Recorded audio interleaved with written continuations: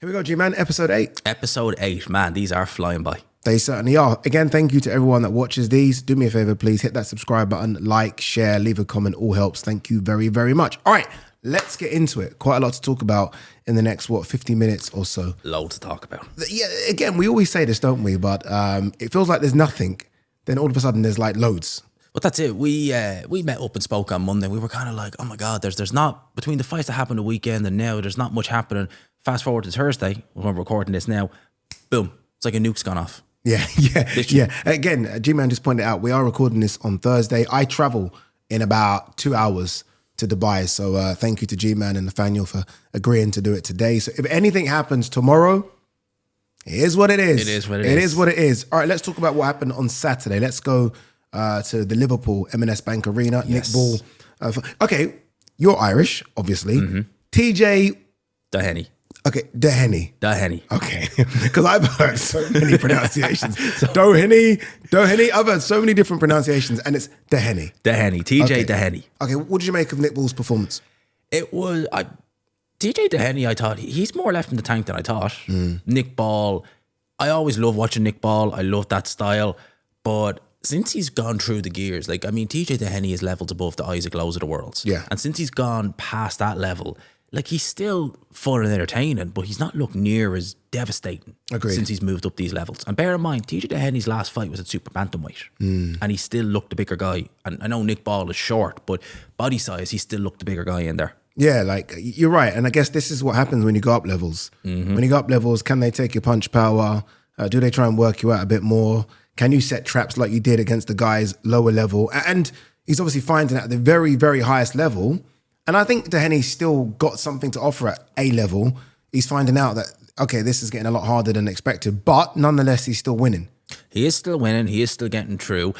Frustrated though. I mean, we saw what happened in the first round, and he was super lucky. Super lucky. I can't believe he didn't get a point taken away. That was it. Like, I mean, It's so easy. Just give him a point. He's kicked someone. What are we doing? You were looking at it and you were like, right, they're never going to throw him out the first round, a world title fight in Liverpool. Oh, the ref wouldn't make it home. I was going to say, wouldn't like, make it home. that referee would never even see the outside of that building. So he was never going to disqualify him. But at the very least, you seriously reprimand them. I mean, Paddy Donovan, 2 points deducted for 2 headbutts that were kind of, 60-40. Yeah. A kick. Not even a point deduction. Yeah, and not even a kick disguised. It wasn't like you tried to kind of do it behind the ref's eyes. You did it right in plain sight of the referee. And Dohenny went down, obviously sort of making it a bigger deal than it was. But regardless, you should take a point away. I will say this, though. Dohenny instigated it. I mean, that headlock was silly. When I looked at it and I seen how much of a grip he had on him, I was like, let go of him. And then he did it. I was like, yeah, he did instigate it, but still a kick of all things. It was interesting, to see where the spice came from these two, because it seemed okay. Then at the weigh-in, it seemed to get a bit heated. And I'm like, these two were cool. Like, what happened here? And I don't mind it. I like it. I feel like Dohenny was trying to get underneath the skin of Nick, but it worked, because I thought for the first 3 or 4 rounds, he was quite close with Nick. You can maybe even give him those, like maybe 3 of the first 4 rounds, and then obviously Nick found another gear. Nick found another gear, but yeah, early on, as you were saying, it was TJ Dohenny. I mean, I think I had him at least 3 rounds up after round 4. And as it went on, and I think TJ Dohenny, he only missed weight at the first attempt briefly, but that still does show he was probably even tied at featherweight. Which is crazy. Which is crazy considering, super bantamweight was his last fight. So that obviously took a factor. Nick Ball is on you like a bad smell from the first round. It's frightening. So that will tire you out, just trying to keep this guy off you. Yeah. He just keeps coming. Yeah, one thing, like, okay, we could maybe question the punch power. Some might even question the boxing ability at the very highest level. Oh, yeah. But he's bloody will to go through, like, I mean, he doesn't take a rest in 3 minutes. No. Like some fighters, it's quite smartly actually, and maybe Nick needs to kind of get this into his game. They'll take the first minute off. And some fighters only really react to the clapper. Nick is literally from the first second to 3 minutes, he is 100 miles per hour. He's 100 miles per hour. And then as the fight goes on, that kind of comes back to bite him, because he's 100 miles an hour, say like after round number 8, 100 miles an hour the first minute and a half. And then I always argue you can lose a fight so quickly in the last 90 seconds. Yeah. You can win. You can't really win a fight the first 90, but you can lose that round like that. Yeah, and that's game managing, sort of in-game managing that he needs to kind of work on. You're right, because judges are only human. Oh, yeah. They are not going to remember, unless it was something crazy in the first 2 minute, 30 seconds, they ain't remembering shit. No, they ain't remember that. They all remember the last 30 seconds. Yeah. So he can't lose rounds by giving out so much in the first 2 minutes. I agree with you. All right, anyway, park all that nonsense. Inoue. That seems to be where they're going to. I'm of the thinking that maybe it should be a unification fight next. But I think some people might, and I kind of go back and forth with this. Some people want him to go straight ahead. I'm of the belief he should be unified champion already. When he fought Ray Vargas, he should have already had the WBC, now his WBA. But I'm of the belief that I would like to see him unify. It's not like you've got, a unified champion. There's 4 belts at featherweight and there's 4 champions. Yeah.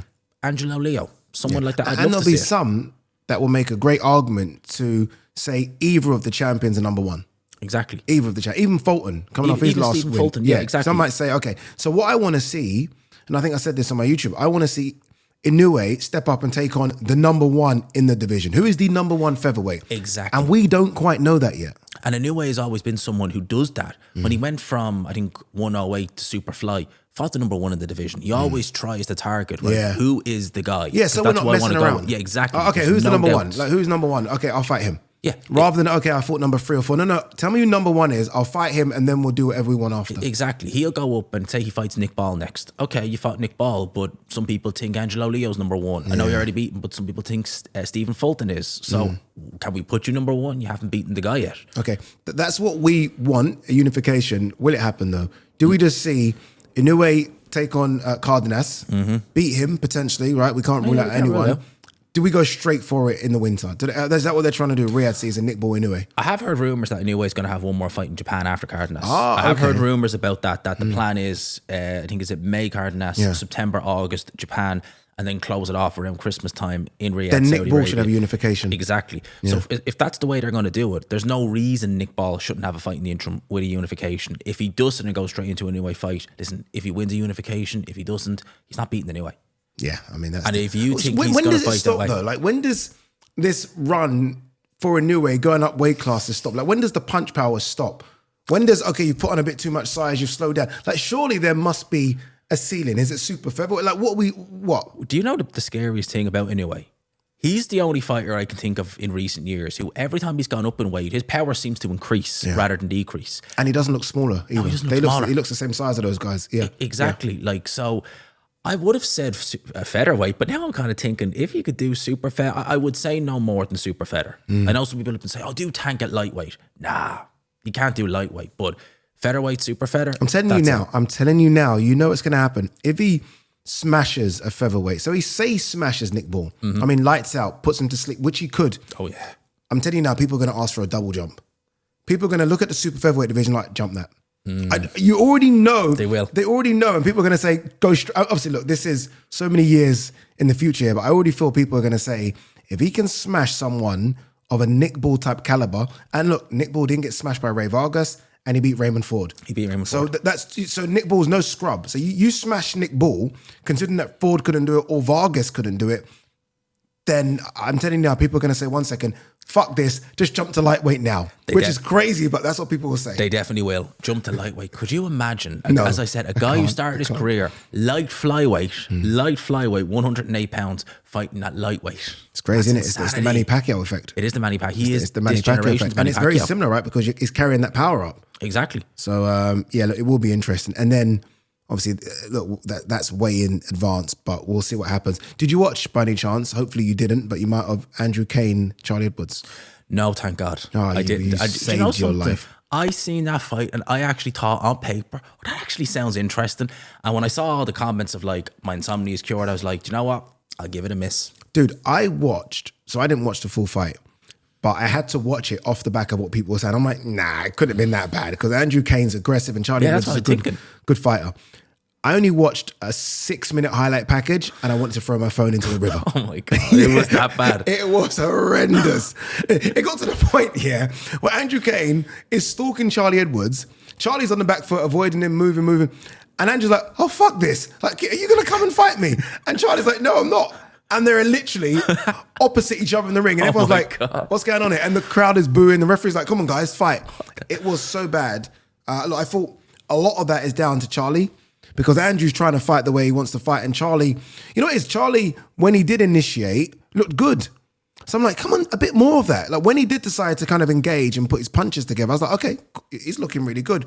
But when he was on the back foot, I was like, this is Honestly, this is a cure for insomnia. This was really It was bad. that bad. It was that bad. And as you said, Andrew Kane is so aggressive. That's why I was thinking, oh, this would be a good fight. Kind of like the, the Bull Matador kind of thing. That's what I was thinking. No, it was.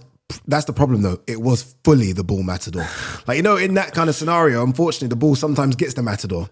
There was none of that. It's never going to happen. No. Like, you want the Bull Matador, like, example, but you almost want the Bull to kill him or to catch him. There was none of that. And unfortunately, but look, if you haven't watched it, don't watch it. Honestly, save yourselves. All right, let's go to America.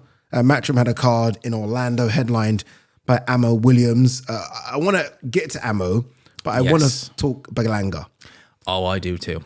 I can't believe they let that fight happen. I can't believe he got licensed. The guy who fought. He hasn't fought in about 10 years. And when you see heavyweights who are kind of journeyman heavyweights, you're used to seeing them kind of with a bit of flesh around the midriff. When you're talking about super middleweights, you don't see. Agreed. You're looking at that and you're like, what am I seeing here? In the nicest way, it's like they got a fighter out of the crowd and we're like, how much do I weigh? 168, there you go. And Berlanga missed weight. Yeah. On top of that. He almost looked like, his opponent looked like someone that was once 250 pounds and cut weight because he had that kind of extra skin around. You know what I mean? It looked weird. And I was like, strange. I was like, okay, who is this guy? And then as you say, you go into BoxRec. See, this is the thing about BoxRec, which I like, which has really helped a lot of us in recent years. We're not fooled by someone having a record which says 25-1. We go into BoxRec and like, okay, who have you actually fought? And why is there a 10-year gap there? Why is there a 10-year gap? Why is there a 10-year gap? Honestly, I was so angry seeing that opponent. And I think some people gave me stick because I tweeted that if Jake Paul was to announce he's fighting that guy, Jake Paul would get stick. He would get rinsed. Yeah. He would get absolutely rinsed. And just to rub salt in the wounds, Berlanga mentioned Canelo after. Like, mate, come on. You fight that guy and you think that gives you an entitlement to a Canelo rematch. Get out of here. How is it even allowed from, I guess it's a matchroom perspective, right? That you give Berlanga Canelo. So you give him Canelo. And by the way, the Canelo thing for Berlanga was Berlanga jumping the queue. Oh, yeah. He jumped the queue, right? It wasn't like he was the next man up. He jumped the queue. No. So you've helped him get that fight, which is the biggest fight that can be made in boxing, fighting Canelo. How is it allowed that he loses and then fights that? Not that he got knocked out. It wasn't like he got a terrible beating. Say like John Ryder, when John Ryder fought Canelo. John Ryder fought Munguia next. So look at what John Ryder's done. And he took a beating from Canelo. He took a serious beating against Berlanga, who was okay after the fight, obviously you got to rest physically. How are you allowing him to fight that guy? Like, who's the matchmaker here? Exactly. And someone like Eddie Hearn, who, he's great at doing these shows, he must look and think, how much am I paying you to fight this guy? However much, I can't justify, you couldn't justify paying him 100 quid to do that fight. Yeah, and this is awful. Why the boxing is broken thing exactly. kind of comes to the fore, right? Because, again, I don't know what Berlanga gets paid, but Eddie did say he paid him 12 million for 3 fights, which is insane. Eddie kind of revealed that, which I'm like, what? Because again, and I feel bad here because it feels like I'm digging Berlanga and I don't, because when I see Berlanga, it's love. But this is just, this could be anyone. But when you hear 12 million, and I said this again on my YouTube, I said, when you hear someone's getting paid $12 million, you're like, okay, they must be a pay-per-view star. Oh yeah, they must be in mega fights all the time. They must be putting bums on seats. Like, justify that. Justify 12 million. And you can't with that opponent. They're always in the main event. He wasn't even in the main event. No. It's just, you can't and he's fighting in Orlando. Exactly. And so the whole thing's weird. It was a joke. Yeah. It really was. I don't know what next for him. I mean, that's his deal with Matchroom over. And he was obviously having a bit of a dig at Eddie, complaining about whatever. I don't know what he complains about. Well, we spoke a few weeks ago, and there are fighters, even when they leave a promoter, we still associate them with that promoter. And I just always associate Berlanga with Top Rank. That's the thing.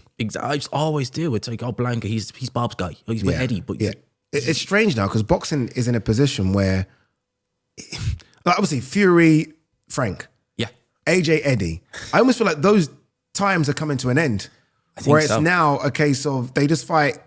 Fighters will sign a 2-fight deal and then move on to whoever's paying the most next, or whoever's got fighters on their platform that they can fight. So I don't even associate Berlanga with DAZN or Matchroom.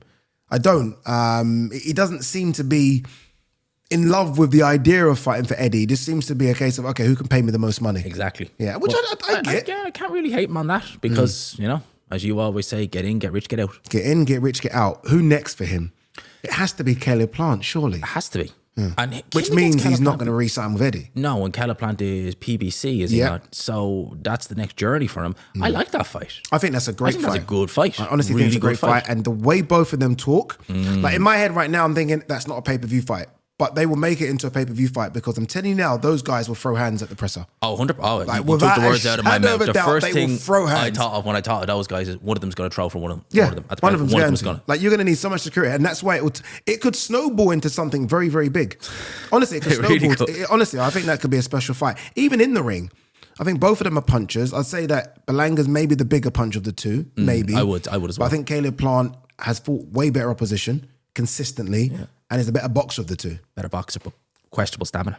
Questionable stamina. Yeah, you're right. You're right. Someone like and Berlanga's a Berlanga. massive 168, by the way. Exactly. He is huge. Yeah, honestly, he's really, really big. All right, Amma Williams on the undercard. Obviously, this is still the rebuild after the Hamza Shiraz defeat.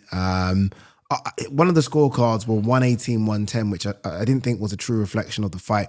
Amma still looks a bit shaky for me. Oh, very much. That's the one. That's the first thing I thought of was he is not fully there, not in terms of physically, but I think mentally he's still living with what happened back in Riyadh a couple of months ago. And the shame thing is, if Amma Williams can turn up like he did the first 2 rounds against Hamza Shiraz, remember he stunned them. Yeah, that he looked so good those first couple of rounds, but once Hamza Shiraz got on top of him, his shape just went. Yeah, and the confidence went. It still looks gone now. It's funny because I look at him, and obviously he's an athlete, you can see that. Yeah. But there's something about him where maybe because the opponents are so big, he almost looks like a 154. He does, because it's doesn't he? muscle that he seems to.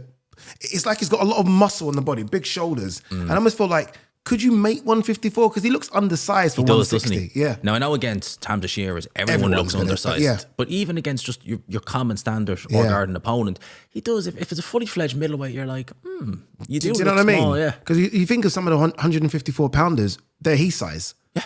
They're his size. They're Even easily his his size and size. height. Because I've been around Amma. Amma's probably around 5'9". 5'9", and say he walks around 170-ish pounds. This is it. That's your standard. Could he make 154 pounder. I almost feel like 154 could be better for him. Because I do think these guys, especially some of the big middleweights, are coming down from 185. They're cutting a lot of weight to make the division. Like, what does Hamza cut? Yeah, Do you know what I mean? God only Adam knows what he- Canali's a big guy as well. What does he cut? So, Denzel Bentley, someone like him is a big middleweight. yeah, they are. Yeah, exactly. And I've been around Denzel. I've seen him. I'm like, you are big. And I've been around Ammo. And again, it's more muscles as opposed to just your frame. Yeah, your natural your frame. lean natural frame where you know that he's not pumped full of weights. Whereas Ammo, you can tell there's a lot of, ammo in those muscles. Yeah, I like it. On Sunday, there was a card, the small room in MSG. Oh, it was brilliant. Headlined by Callum Walsh. Right, go on, give me your thoughts on Callum Walsh, because Ariel asked me about him. And I was like, I don't know, because he hasn't fought anyone. What's the feeling around Ireland, if you like, about Callum Walsh? There's a lot of hype and a lot of hope around Callum Walsh. I think he looks tremendous. I really do. Well, against the guy, Dean Sutherland, I mean, he'd probably not even been English level. So fair enough. Yeah. But still a highlight reel knockout. He fought a guy in his last fight in the Tree Arena back in September. Josh Kelly a couple of years ago went 10 rounds with him. I think he dropped him, but ultimately led to a decision, 2 rounds, clean knockout. Okay, fair. So and you're right, it's highlight reel knockouts. That knockout was almost cartoonish. Oh, it was crazy, wasn't it? It was violent. Josh Kelly's an interesting name you mentioned there, actually. I think Josh will think of it as a step down in terms of where Josh thinks he is. He would. He'd consider that a definite step down. Callum Walsh would be just chomping at the bit. Yeah. And I think just looking at him on the eye test alone, I know he's not fighting anyone, it's more who's he.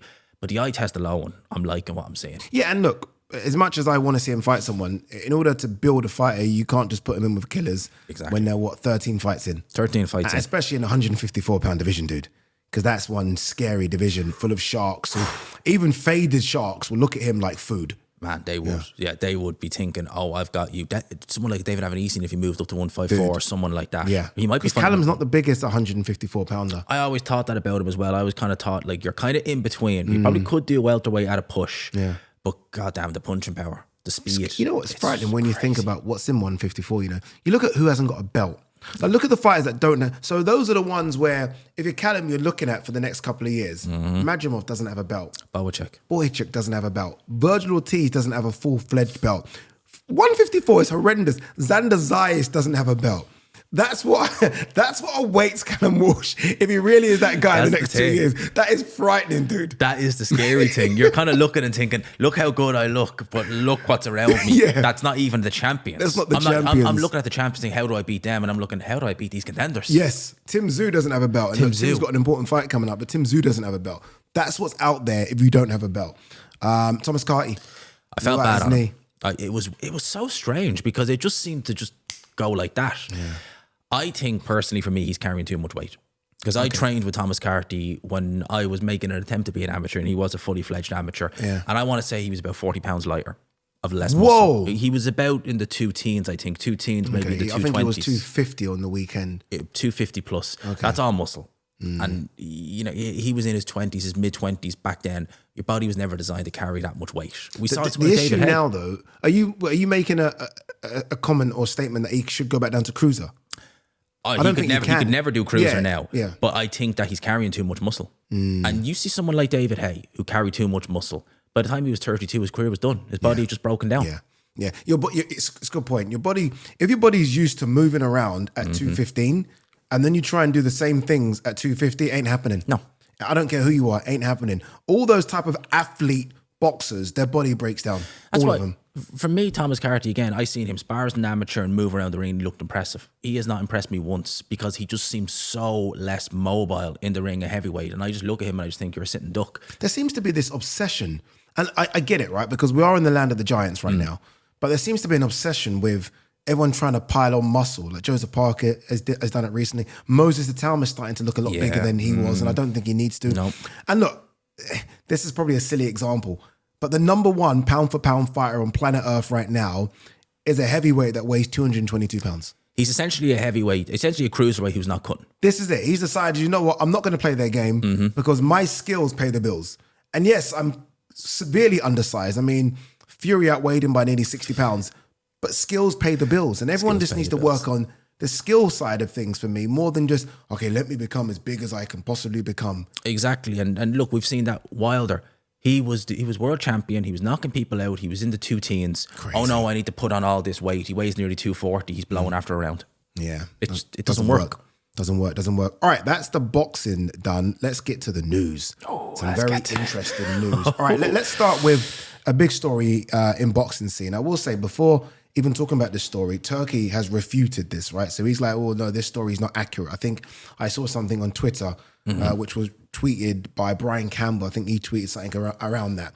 So salaries have been revealed, allegedly. Important word there, youngsters. If you're watching this, Journalism 101, allegedly. So salaries have been revealed, allegedly. And it's kind of gone down... With the boxing fraternity, it's almost like, okay, this won't work because those salaries aren't big enough. What are your thoughts on it? Again, the word allegedly, right? I will get that in there. G-Man's got a channel as well now. Even he's a bit nervous. I will get that in first and foremost. Yeah. When I looked at it, I thought, you're never really going to entice fully fledged world champions. Okay. If you're looking to get up-and-coming fighters to sign, Johnny Fisher can sell out the Copper Box Arena. And they're saying, starting out non-title 10 rounders, 20K. Johnny Fisher can make more of that selling out the Copper Box. Okay, that's very interesting. That's a great example, by the way. So if that's, you're right. If that is in stone, say those numbers were in stone, you're right, it isn't going to work. I almost feel like those numbers will be super flexible. Oh yeah, they have to be. Like they are in the UFC. Like UFC have something like that. I think it's like 10 and 10, 10 to fight, 10 to win, whatever. But that's fully flexible depending upon who you are. Do you know what I mean? I will say this about the numbers. And we were speaking about this a bit earlier with the Berlanga situation. This is quite controversial, so apologies if I start through this. I always want to see boxers get paid, right? So again, it's the most dangerous sport in the world, right? But sometimes I just feel like the maths ain't mathing. You know, like when Turkey said, okay, Dana White's the best in terms of like the business side of boxing because of the way in which he runs the UFC ship, right? It makes tons of millions, hundreds of millions a year, but the fighters don't get paid enough. That's what they say. But from a business standpoint, the UFC is fantastic. Oh, yeah. I mean, the shareholders must think, my God, we're making. So I do wonder if Turkey sometimes looks at the numbers of some of the events that he's put on and what he's paid the fighters and thinks, 1 second, this just doesn't make any sense. Yeah. You know what I mean? Because look, even the recent pay-per-view event, Bivol Paterba, which we thought was incredible. I think he only done like 50,000 buys in America. No way. Something like that. Honestly. Obviously, over here, it would have done a lot more than that. So you must think, these maths are not mathing at all. Whereas this new structure of pay that Dana White looks like he's going to try and enforce, I almost feel like the business side, and I'm not a businessman, so I don't agree with that side, but the business side will make sense with those numbers. Well, you're exactly right in that scenario because UFC, as you say, all the money, but the majority of the money comes into UFC. Shareholders are all happy. Everyone is happy. With boxing, it's the other way around. But having said that, shows like Joshua versus Klitschko, Fury versus White, before Turkey came in, they made profits. And all those fighters were extremely well paid. So there is a way around it. But I think with boxing, you go back through the 70s, the 80s, there was fighters getting multi-million dollar purses back then. Buster Douglas, 20 million in 1990 for a world title fight. Yeah, you can't get around that. The precedent's been set now. Yeah, you can't get around that. There's no, it's not like it's a recent thing. You're going back throughout the course of history, you're seeing people get mega paydays in boxing, and boxers are going to be like, boxers know their history. They're like, we know that's going to happen. Okay, yeah, but they almost have to look at it and think, especially from an American standpoint, and I think this is what the TKO thing is initially aimed at America. Oh, yeah, American, yeah. They must look at America and think, okay, the two biggest broadcasters decided to walk away from the sport. So Showtime and HBO have decided, okay, we need to walk away for a reason. This is making us no money. In fact, we're hemorrhaging money. Yeah. Because there is no Miguel Cotto, Manny Pacquiao, Floyd Mayweather who guaranteed us 700 to 1 million pay-per-view buys. Those guys don't exist right now anymore. If they do, it's one person, and that's Canelo. That's it. So surely there needs to be a bit of a reset with the way in which boxing is structured in terms of these crazy payouts. Like again, Berlanga 12 million in 3 fights is crazy. That's crazy. That doesn't make any sense at all. And I just wonder if it's a simple supply and demand. There's just simply not enough boxers, and every broadcaster's fighting for them, so you've got to overpay. And I feel like some of these fighters are getting overpaid because there simply isn't that much talent, and there are only a handful of broadcasters all fighting for the same talent. Yes, that does make sense. But the thing is, though, we're at a point now where the fighters like the Ryan Garcias, who can do the numbers as well, the Teofimo Lopez, the Devin Haney's, they are demanding serious money. And if the max they're going to get, obviously maybe alleged, I'll say that again, is 750 grand for a world title fight, they're just going to be like, well, I don't get out of bed for that. Yeah. You know, I make that in sponsorships before I've even, put a pair of gloves on. They're going to need to target those essentially blue collar fighters in America. Callum Walsh. Exactly. Is the people prime like example that. Of something prime like that. example. Yeah. Need to target those fighters who they have a high ceiling, but they go under the radar. Manny Pacquiao was a great example. No one knew who the hell he was. He was brought in as an opponent all those years ago on HBO, turned out to be one of the big stars we ever seen. Yeah. I think that's what they're looking at, because some of these fighters, Devin Haney, Ryan Garcia, they come in and immediately the red carpet is rolled out for them. Like Ryan Garcia, before he'd even fought anyone, the red carpet was rolled out for him. He was What's the one thing you want to see from a fighter? Hunger and desire. Okay, cool. I'm with those, and those two equate to more fights. More fights. That's one thing we don't see with these big fighters, because they make so much money. And again, look, good luck to them. And I mean this, good luck to them. But because they do make so much, we see them once a year. Now, if the pay structure, say it's a top guy, 750, you're going to see that guy 3 times a year. Oh, yeah. You're going to see that 100%. Guy 3 times a year, because now it makes sense for that guy to stay active, unless obviously injuries happen. Stay active because you need to make more money. And if you're getting paid 750, we're going to see 3 times a year, because then you'll be close to 2.5 million. The best example, PBC were paying some of their champions like Charlo, like Leo Santa Cruz at 1.2 million for a world title fight. And you wonder why they were fighting once a year. 1.2 mil for a world title fight. I win it, and then I can see you next year. That's it. And that's what we got from the Charlos. That's literally what we got. And that's what we got from Leo Santa Cruz. See you next year. If it was, say, 350, 400 grand, we're seeing them more than once. We're seeing them 3-4 times. That's a great point, a great example. You can go down the list of PBC fighters. There was a time when I went through that list and I was like, once a year. Oh, we haven't seen you in 18 months. Oh, you haven't done that in 2 years. And that's because they were getting overpaid. Too much money. And so I can understand why they are trying to okay, let's rein it in. But look, as you say, it's not for the current fighters or the current stars. It's for the ones coming out, ones coming maybe through the Olympics, maybe the ones that weren't rolled out the red carpet, as you say, like Olympic medalists, but the ones that kind of lost in the first round but still a talent. Do you remember years ago, about 2020, I think it was, where Ryan Garcia was flat out saying to Oscar, you're offering me 250 for a fight against whoever, I'm not taking it. Wow. It's too little. Do you remember that a couple of years ago? It was 2020. We've gone from that, or we're hoping to go from that, to fighters saying, 250, okay, I'll fight 3 times a year for that. Yeah, and look, there are fights. Give that to Sean McComb. Oh, he beat. Give that to Sean McComb. Give that to, what's that welterweight that we always talk about? Brain's gone now. McKinson. Give that to Mickinson. So there are fighters out there who would 100% snap that up, that can't get fights, that are not on a TV date, have no dates coming up, and are like, 1 second, I'm just kind of sitting on my hands here. Paddy Donovan, someone like that. Yeah, give that to them. They're 100%. They would take that. They would take your arm off for that. Yeah. So I know some people saw it and were like, this is a disgrace in boxing. And that kind of shows where boxing is. I know. Where we're saying it's a disgrace that someone potentially could get 750,000 a year, a fight. And we're like, ain't going to work. That's when you know insanity. That boxing's got a bit of an issue. It does have an issue with that. And as I said, 750 is mega money for someone, and you fighters being like, nah, I don't want that. That's crazy. We can't be doing that. You know what wasn't crazy, which I absolutely loved, was Joseph Parker's call out of Alexander Usyk. They're so good, aren't He's they? fantastic. That must cost him about 750 grand to do. Dude, the cameras on that alone. Because I'm telling you now, that was not one drone. No. As a man that's kind of been behind the scenes when it comes to camera work, there's a lot of stuff going on over there. His call outs are so unique. I feel like it's going to fall on deaf ears. Unfortunately, it will. I appreciate the call out. I appreciate that. I remember he did it with Dylan White and Anthony Joshua last year. And every one of them, they just get better and better. I loved it. I absolutely loved it. I would genuinely, I will say this now, right? I would rather see Parker versus Usyk than Dubois versus Usyk. I'll say it now. Really? I don't think we'll get Parker with Usyk, but I would rather see it. Why? I've seen Daniel Dubois fight Usyk already. Okay. I do granted think it'd be more competitive this time, but I still think Usyk could win. Parker, well, I think Usyk could win, but I don't know. I've never seen them. And crucially, if he did fight Usyk, who is Joseph Parker's best friend in boxing? Who shared 24 rounds with Alexander Usyk? Mr. Tyson and who Fury. knows him? Yeah. And is going to give Parker And valuable by the way, information. who was in the corner with him? So Sugar Hill Stewart. Andy Lee. So he's almost got the perfect team in the lead up to it.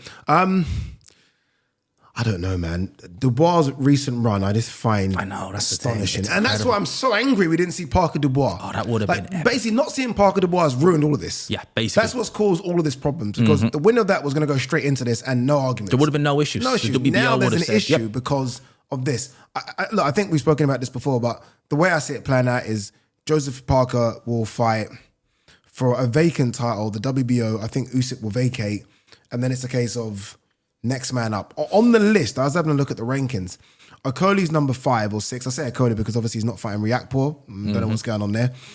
AJ, I think, is number 1 or 2. There you go. You think of what I'm thinking? Well, I mean, there's got to be a stage. There's got to be a cutoff with AJ and his team. Like, Fury, do you want to fight us? Yes or no? If not, we will just move on very quickly. There has to. If AJ wants to continue fighting, it can't be Bakoli because Bakoli's got a Jagba. Yeah. It can't be Wilder, or it can be, but we wouldn't want it to be Wilder. No. Dubois, Usyk look like they're going to be tied up. You're going to fight Agate Cabiel? You're not going to fight him. So, Parker.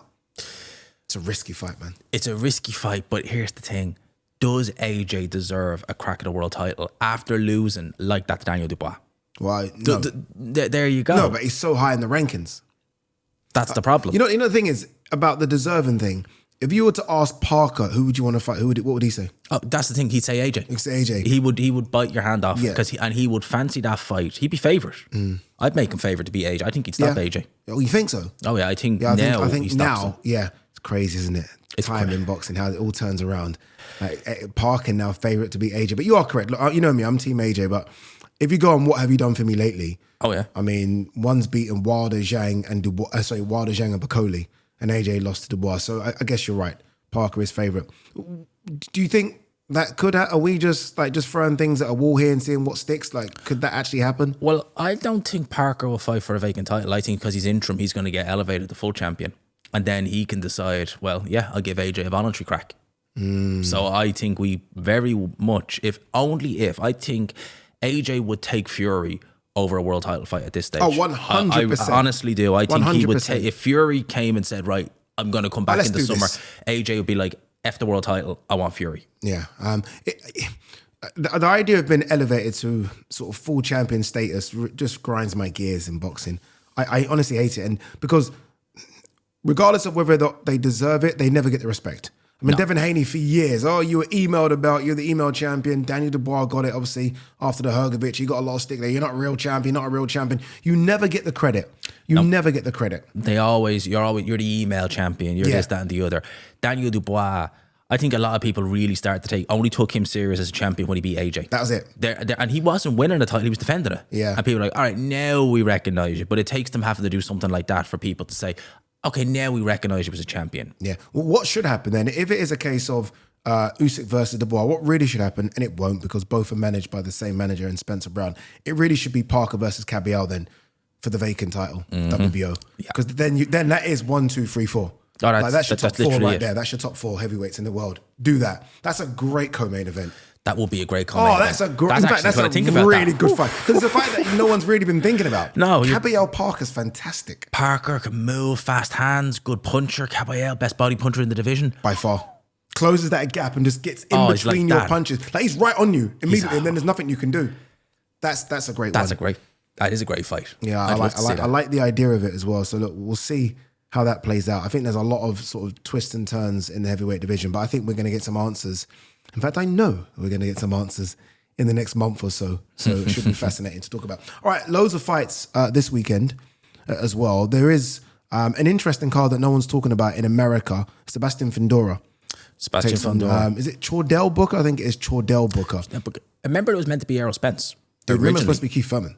Oh, God. Like honestly, Sebastian Fondora has been like the man that should have fought everyone. It's supposed to be Virgil Ortiz, supposed to be Terence Crawford, like everyone. And he's put his hand up, yes, I'll fight. Never gets a good fight. No. Like, he is the most disrespected unified champion out there. He's a unified champion. And hasn't fought in over a year. Yeah, even last year he only fought once. Yeah, exactly. So 2024 once, 2023 once. I think he was knocked out in that fight in 23 as well. well. Yeah, he was. Yeah. Just doesn't fight.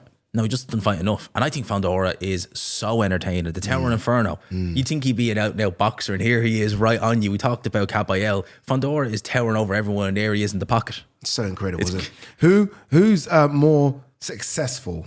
The Dubois brother and sister, Caroline obviously and Daniel, or the Fondoras, Gabriella and Sebastian? Remember, Gabriella is undisputed. I was going to say, that does it for me because she's undisputed. And Sebastian's unified. You don't normally see like brother and sister things like this. I can't think of any other. Someone's probably going to tell me one, but I can't think of any other. I can't think of any. Yeah. I can't think of any. And the Fondoras, Gabrielle is so entertaining to watch. She's so good. She is so fun to watch. She's so good. I think she's incredible, and I think she's was rightly voted Female Fighter of the Year. Yeah, definitely. I think she's special. Any chance for Booker, do you think? Got beat by Emma Williams. Got stopped by Emma Williams about 4 fights ago. Has done okay-ish since then, but his only hope is for a bit of ring rust with Fondora.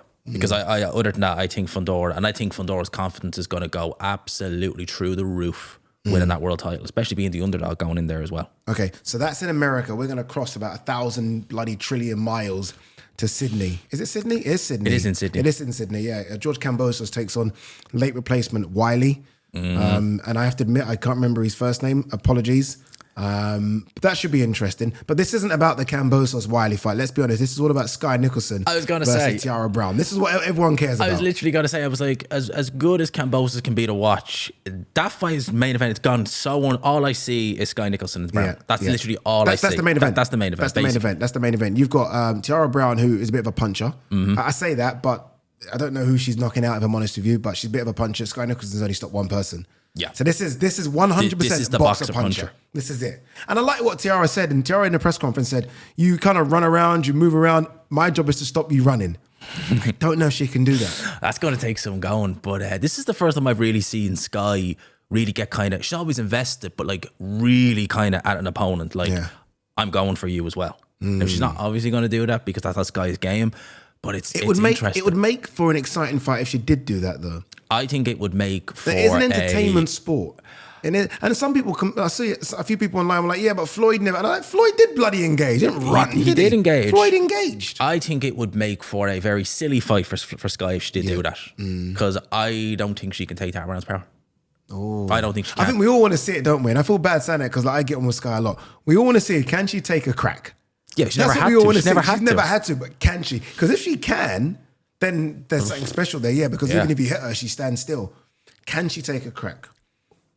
I guarantee this Saturday we will find out. We'll find something. I think SKYE's going to win. I think we'll find more out about her in this fight than all of her fights combined. Yeah. I really do. Yeah, I think it's going to be a cracking fight. Talking of the ladies, let's stick with them. Alicia Baumgardner. Signed to MVP Promotions. Yeah, like Jake Paul looks like he's really trying to take over sort of the female side of boxing. Obviously, it's an all-female card for Serrano Taylor-Free. And I think Alicia, who, let's be honest, has kind of done nothing in the last year. She obviously had this PD issue. She's done nothing, but I think she's got everything to be a proper superstar. Yeah, I mean, like proper she superstar. was on course for that. Yeah. She was literally on course for that when she was working with Eddie. She was over here when she beat Terry Harper and Terry, yeah. and Michaela as well. The I Terry remember one that was crazy. And that knockout was just stopped her on her perfect. feet. That was mental. She stopped standing. She was out cold standing up. Yeah. And then she beat Michaela, obviously. She beat her on the Shields, Marshall on the card. And then it's kind of been just like, you know, where is she? Yeah. What's gone on? It just all's gone completely under the radar now. And I thought Alicia Baumgarten, when I seen her and Eddie Hearn signed her, I was like, that's your American. Yeah. That is your American Kate Taylor. Yeah, that's it. Again, attractive, aggressive, fun to watch, punch power, fun to watch. Give her the mic, sells a fight. I thought perfect. Like, it almost surprises me that it's kind of fizzled out a little bit. But I think with Jake, you've now got a team. Jake will talk for you. Jake's got the platform, Netflix. She'll be on that card as well. I was going to say, you fight Jake Paul next time he fights, she's on the undercard. Look at what it did for Katie and Amanda. Look at what that did. That's going to now go on to Elisa. Yeah, the only thing I don't like is right next to her when she was doing this signing was Jake Paul and then there was Amanda. Yeah. So that means we're not going to get Alicia Amanda. No. And that seemed to be the fight for me at super featherweight. Alicia versus Amanda, puncher versus puncher. It did. And listen, Amanda is literally like Jake Paul's sister at this point. They are so close. They are so tight. I almost think like she, you know, seeing her like that, I almost feel like after the Katie fight, and look, she might want to continue. I hope she doesn't. I hope her and Katie say enough's enough. But I almost feel her like she's now part of the MVP team in terms of signing. I do as well. She looked like she's now going to be the face of sort of the female side of the division. Does that make any sense? Yeah, it looked like she's kind of almost an exec Yes, more so that's now. what it looked like. That's what it did look. Yeah. I got that impression that it's like Jake is the main guy and Amanda is the kind of second in command. Yeah. That's what it looked like Frank and Eddie. Yeah, that's it. And I think it's perfect. And I think if Jake is fully going for the female side of things, I think it's a good look. Oh, it is. I think it's a good look because what we have seen with Riyadh season, I mean, Turkey put one event on, didn't he? It was Skye Nicholson. It wasn't a great fight. No, it was so I awful. think he's probably thought, you know, I ain't doing that again. Yeah. So all of a sudden, it's true though, it's true, but I ain't doing that again. Honestly, I ain't doing that again. So I think all of a sudden now, there's a market of female fighters that Jake can say, okay, we're going to be doing these all-female cards every 3 or 4 months on Netflix. And there's some talent out there. We wait to see what Clarissa's going to do with Savannah. We wait to see the winner of Michaela Meyer, Sandy Ryan fighting Lauren Price. There's loads of girls out there, which I think if Jake takes them all, some big fights. I can see him doing that. I can see MVP being the place where these females say, do you know what? We have our own cards. He's going to look after us. He's made Amanda Serrano more money than any other female in history. That's where we're going to go. And that's where they're going to do their cards, I think, moving forward. All right, let's wrap the show by talking about Canelo. Oh, Canelo versus William Skull. The full card has been revealed. I think it was revealed a couple of days ago. Yep. The reaction to it is crazy. I think reaction to it is crazy. I'm like, do people actually look at Canelo cards? I was going to say, it's like, one of the first comments I seen was, this is a terrible card for a Canelo card. Have you seen Canelo cards in the past? Yeah. Can you tell me anyone who fought in any of them? Riyadh season has spoiled a lot of fight fans. Yeah. Honestly, to the point where now they expect every single card to be a Super Bowl card. Literally. Yeah. And coming off the back, the last Riyadh season show we had before this was the last crescendo, which just was incredible. Yeah. So, yeah, look, I don't think it's that bad of a card. You know the problem with fight fans is, and I think I'm speaking to all of us, including myself, like, you don't know how good a fight card's going to be until the fight card ends. Very true. That's as simple as the way I can spell it out. Like, you can have the greatest names going against each other and they're duds and they're chess matches. When you have guys that you don't really know who have something to prove, then you all of a sudden get wars. Well, I said it to you earlier. I was like, on paper, Andrew Kane, Charlie Edwards should have been a good fight. There you was go. it? There you go. I haven't watched it. No intention of it. So you don't know. And I think at least 3 of those fights we know are quote unquote big fights. Oh, yeah. You know, Munguia, Saras again. Oh, man. Munguia And the first has fight to was win. good. The first fight was good. And it was good. And it wasn't just a knockout. That was actually a good fight, by the way. It was a real good fight. So you got that. Obviously, Canelo Skull should be a formality. Famous last words. And then I think there's now a bit more intrigue about Bakoli Ejagba, because Bakoli's just been knocked out. I would have had intrigue with Bakoli Ejagba regardless of the Parker performance. But the fact that happened, the debacle, I'm looking at that thinking, well, how is Martin Bakoli going to be? You know, I know it wasn't a one-punch. Well, it was a one-punch knockout, but he wasn't knocked out cold. But how is he going to be? How much confidence is he going to have coming in? You know, and actually, F.A. Ejagba, he'll look at that thinking, oh, you're vulnerable. Brilliant. I'm going to knock you out. Yeah. If I'm sort of Turkey reading those comments, and I feel like he does read the comments because he seems to always be on Twitter. At least I think that's him handling his Twitter account. You never know nowadays. He must be like, you ungrateful motherfuckers. Like, are you guys crazy? Like, do you not see what's happening around the world? I'm trying my hardest to give you stuff. Like, and not just give you stuff, but to give you stuff consistently. So we're getting a big Saudi SKYE now. I'd say like once every month. It feels like. Well, the literally 24 hours before Canelo fights William Skull, you will be in Times Square and you will see Teofimo Lopez, Devin Haney, Ryan Garcia on the one show. Oh yeah, and about a week before that, you got Eubank Ben. A week before that, you got Eubank Ben. I think is a very good undercard. Which is a brilliant undercard. So I mean, come on, let's all just calm down a little bit, breathe, and enjoy what we're getting because we're getting loads of boxing. All right, there you go. Episode 8. In the bag. In the book. In the book. In the book. In the book. In the book. In the bag actually sounds pretty good as well. It does sound good. That's why when you said in the book, I was kind of paused like, in the bag. In the bag. Okay, let me do it again. Episode 8. In the bag. No, there you go. G-Man, thank you very, very much. As always, my man. Guys, you know what I'm going to do. Yes, you know. G-Man is really moving. I mean, this guy's doing like 14 videos a week, which is just... I didn't even know there were 14 things to talk about a week in boxing. Oh, I can find it.